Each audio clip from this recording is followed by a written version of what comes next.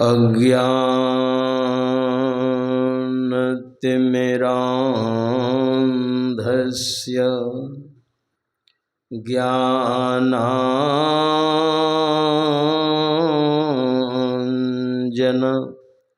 शलाकया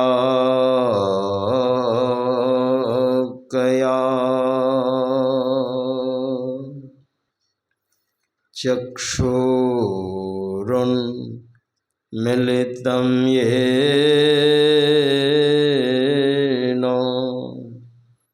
तस्मै श्री गुरुवे नमः। तस्मै श्री गुरुवे नमः। सर्वक्षण स्मरणीय अनंत श्री विभूषित परम पूज्य पाद परमाराध्य श्री सद्गुरु महाराज के पावन श्री चरणों में कोटि कोटि नमन।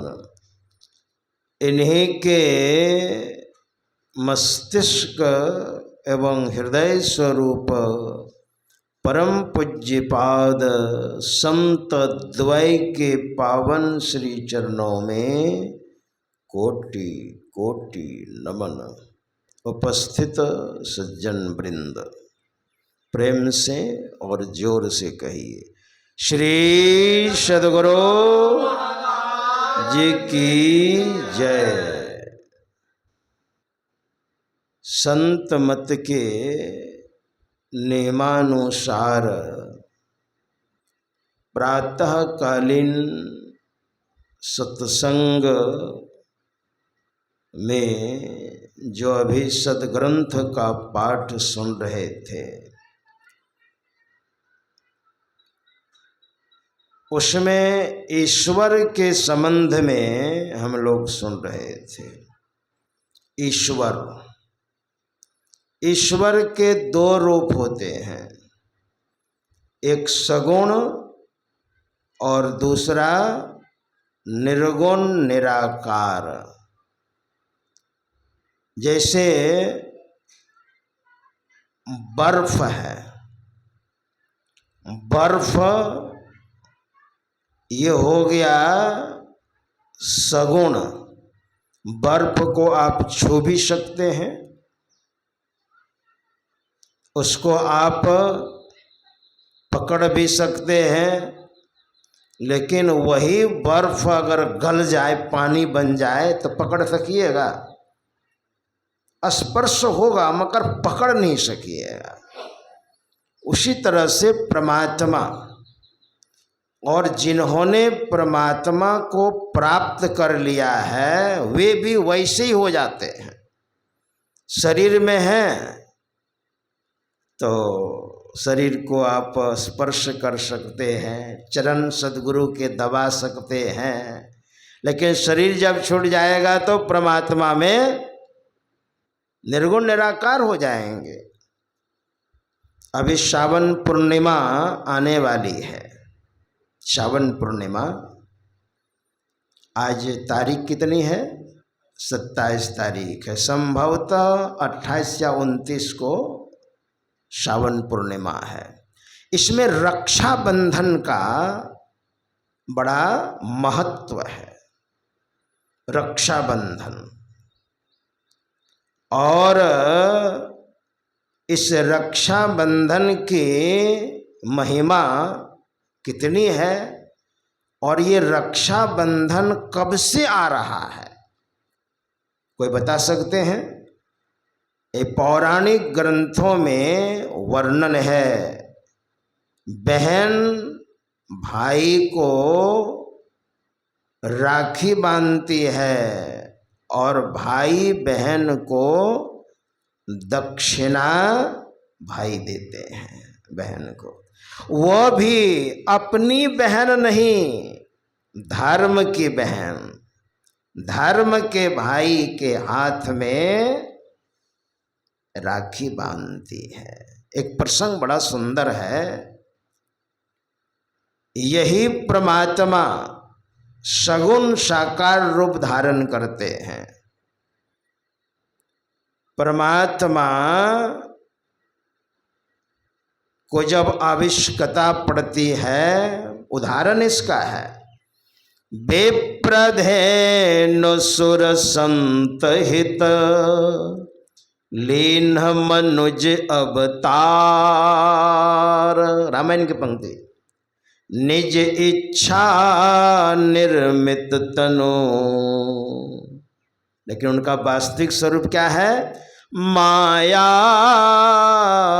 गुण गोपार। माया के परे, त्रैगुणों के परे, इंद्रियों से परे।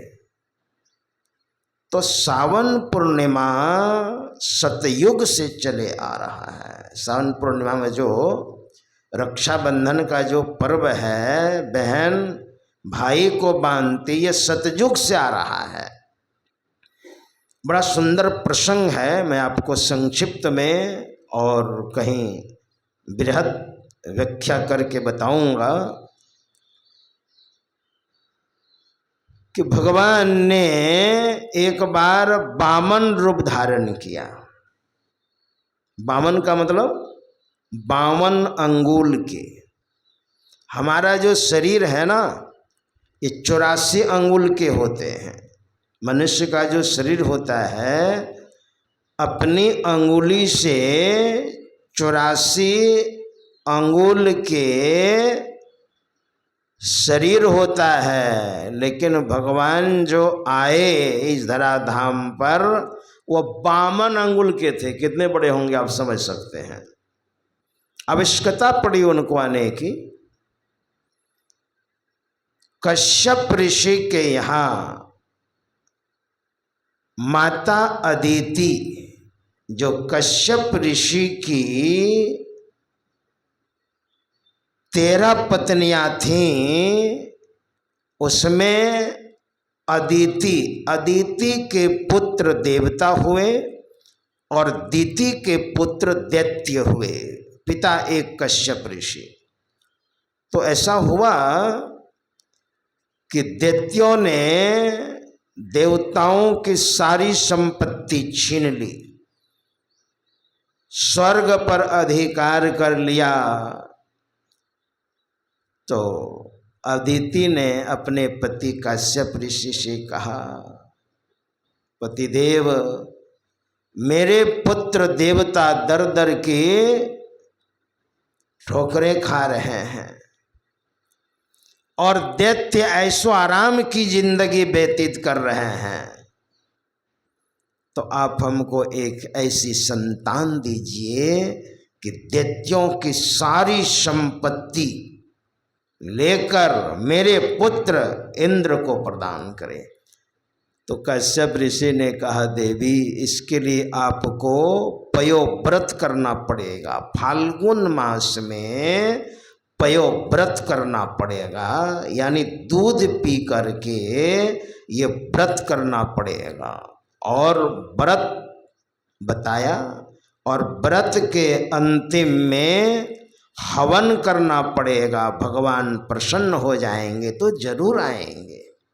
ऐसा ही किया और भगवान आए। कहा कोई बात नहीं है।